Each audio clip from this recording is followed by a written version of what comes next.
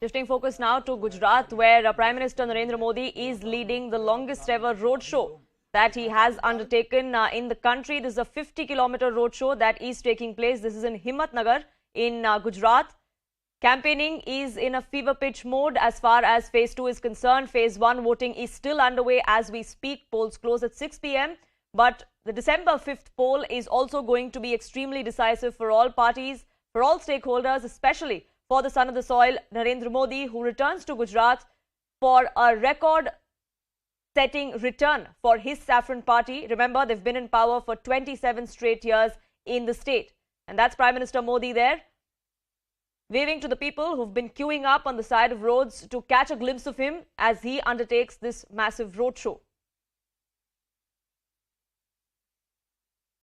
It's a 3-hour-long roadshow that is planned. 50 kilometers is how long the Prime Minister's cavalcade is going to travel for. And it's quite historic.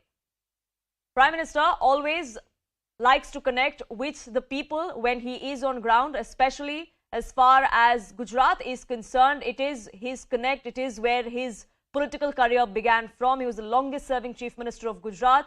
And then he was sent to Delhi by the people of Gujarat as the Prime Minister, as he says every time he's been campaigning in the state there.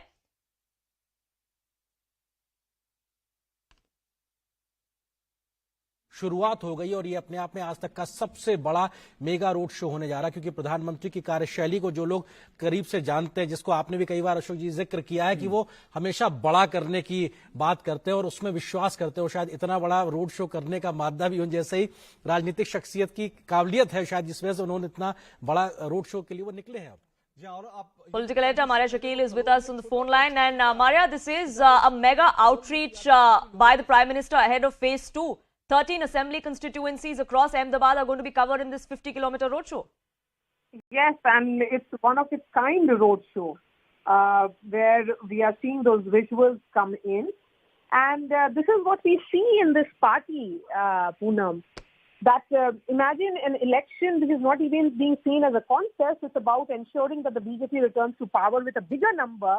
The Prime Minister is going all out to have this kind of connect in his home state of Gujarat. And this roadshow will be also addressing public meetings, which he has already done. And all these constituencies, Poonam, go to polls on December 5th, which is the second phase. Today, the polling for the first phase in 89 constituencies, which come in Kutch and the South Gujarat and the Saurashtra region, have come to an end. These, constituencies are the constituencies where the Prime Minister has spent a lot of time in the past, and also this is the last leg, or as we say, slog overs in the battle for Gujarat. But that connect that the Prime Minister has with the people of Gujarat is evident. There's nothing that has to be left to chance. And 16 assembly constituencies will be covered in this one. He has started from Naroda Gam, and he will be ending it at Gandhinagar South constituency. And he'll be making around 35 stops, is what we are being told by the party sources.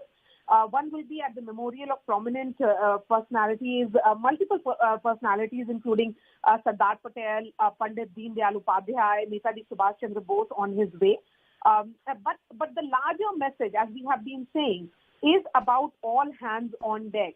The Prime Minister has served as the longest serving Chief Minister of Gujarat from 2001 till 2014, till the time he became the Prime Minister. And in 2002 was when the BJP got its highest number of 127 seats. The BJP is hoping to better its tally. They are hoping that they would be, improving the tally, or perhaps bettering the tally of what was of the Congress of 1985. That is the reason why we are seeing, BJP go all out. It's an election which has to be fought with a bigger number. That is the reason why we are seeing the kind of booth management that we have seen even today, Poonam, at play, where the Panna Pramukhs the overall number of Panna Pramukhs have increased in the state of Gujarat. They have campaigned extensively in the tribal belt, because the tribal belt has always been a matter of concern for the BJP, the Banaskantha region, and those regions which are being seen as some kind of almost like captive vote bank of the Congress party.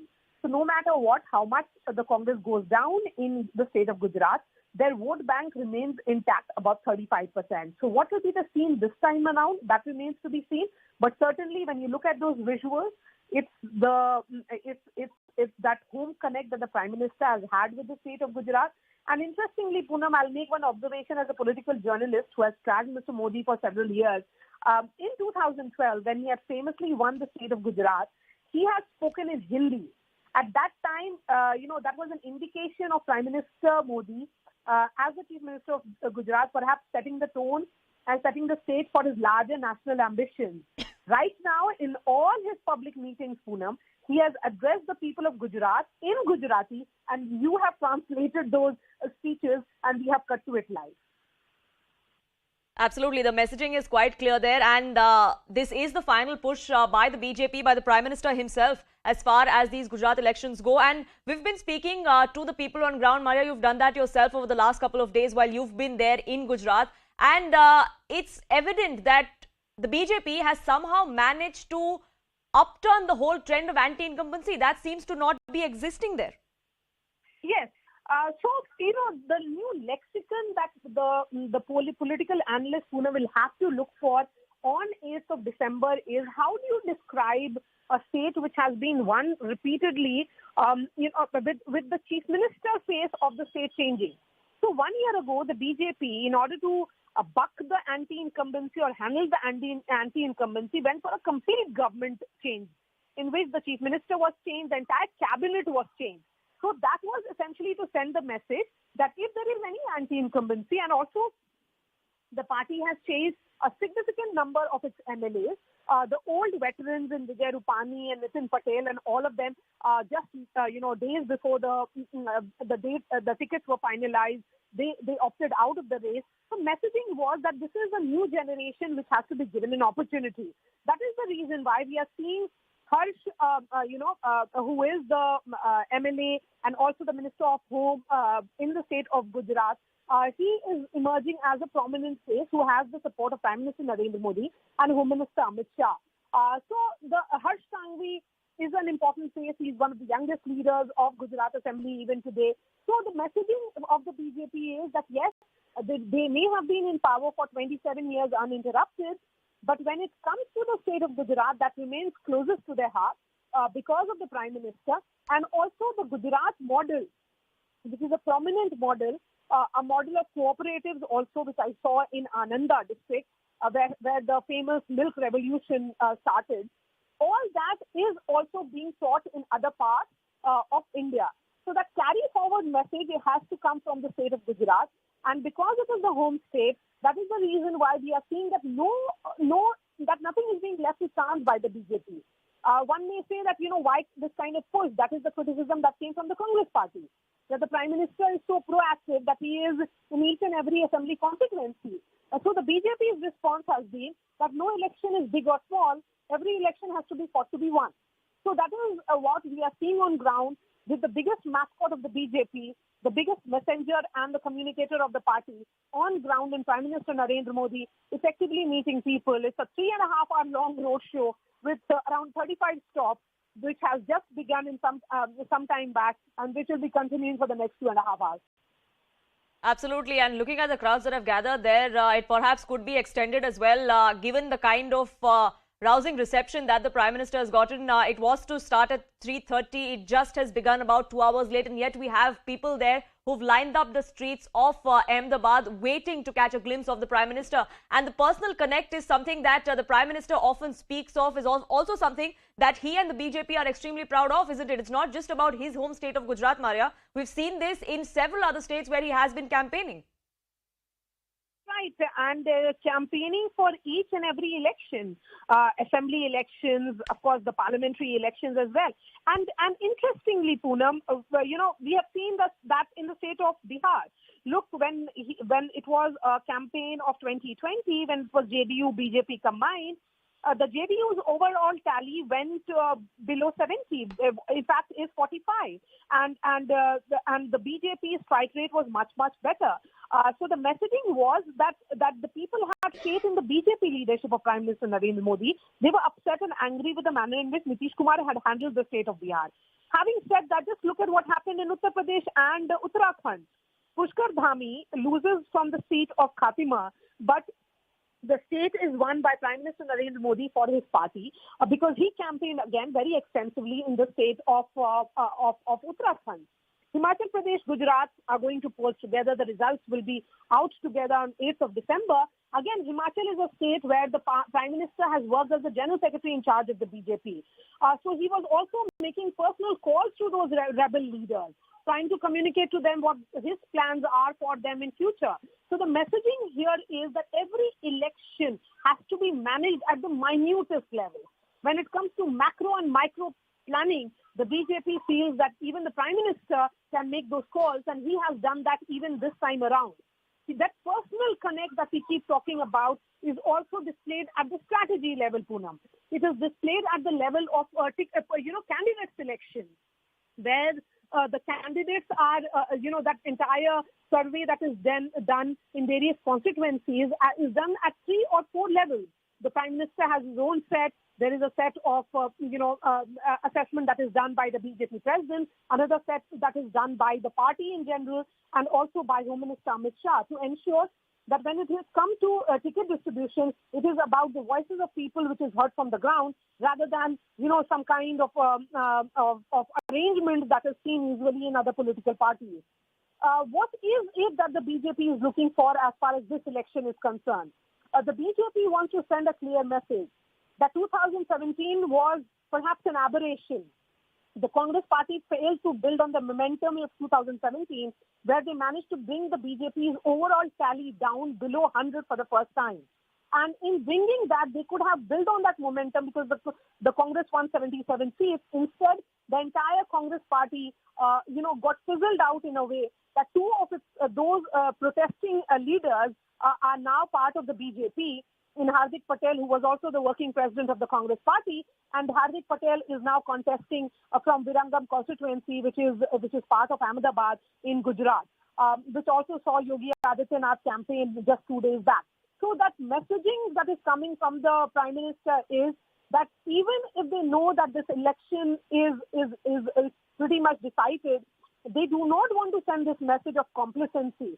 That every phase has to be fought in a way that the people of Gujarat feel that the biggest leader of the BJP is there campaigning, asking for their votes, requesting them to vote for them, sending a message that they should have faith in his leadership, sending a message that they should have faith in his governance model, and that is the reason why he is investing this personally in the state of Gujarat.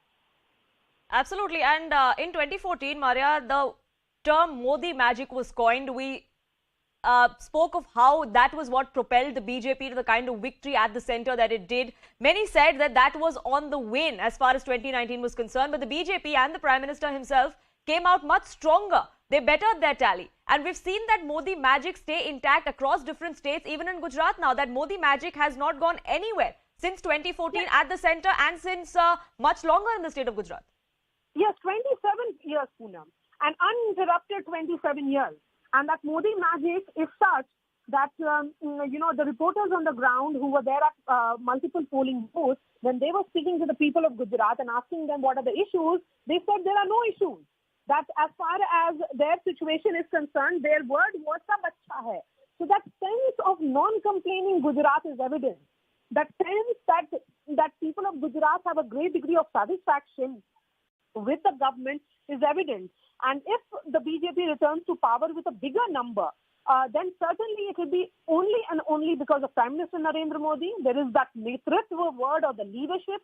There is also Sangathan, the BJP's strength in ensuring that all its efforts are put in the right way, that all the leaders are brought in. The kind of management that I'll just highlight, Poonam, we are seeing several leaders of various, chief ministers of the BJP campaign. Mr. Himanta Biswa Sarma was campaigning in the state of Gujarat. He was in Ahmedabad and in other parts. He was interacting with the community, which is the Assamese community who have, stayed in Gujarat and have become a part of the Gujarat success story. Similarly, Devendra Fadnavis was the Deputy Chief Minister of Maharashtra was there yesterday in Ahmedabad. So he was interacting with the Marathi voters. So that is the kind of, man-to-man marking that the BJP does. when it comes to its election management. That is the reason why we keep saying that 2014 onwards is a new BJP, that was also because of the architect of the new BJP was Home Minister Amit Shah as the BJP president then. And thereafter, they went all out to send that message that the BJP is not a party of the Hindi belt, that it is not a political party which is limited to just a particular caste constituency of Baniya and Brahmins. That this is a party which has its biggest mascot in Prime Minister Narendra Modi, who comes from the OBC community. And right now, in 2022, as we look at the entire party and its entire change at the shift that we have seen, Poonam, it's a party of the OBCs, where the kind of representation that the OBC leadership has in the party is phenomenal. In terms of cabinet ministers' representation, the OBC numbers is far higher. The SC representation has gone up. So the messaging from the party is that this is an inclusive party, which is very different from what it was pre-2014. This is the Modi-Shah party, which is the new BJP, which believes in having a booth management, a committee, or even a party office in each and every district of India, and is expanding its footprint in catchment areas, particularly in the state of Odisha. Who would have thought that the BJP would have done the way they performed in the state of Bengal? They are looking at Telangana as a possible catchment area going ahead. They are also looking at number of states down south. Absolutely. Expansion of their footprint has been on the Prime Minister's mind ever since he has been at the helm of affairs at the centre since 2014, and the BJP has been planning and executing that to the T. Maria, to stay on with me, political analyst Tanvi Pruthi joins us on this broadcast, senior editor of the Swaraj magazine, Tushar Gupta as well. And Tanvi Pruthi, if you are watching a television screen and if you're seeing the kind of visuals that we are bringing to our viewers, the roads of Ahmedabad are chock-a-block. Should this worry the Congress party?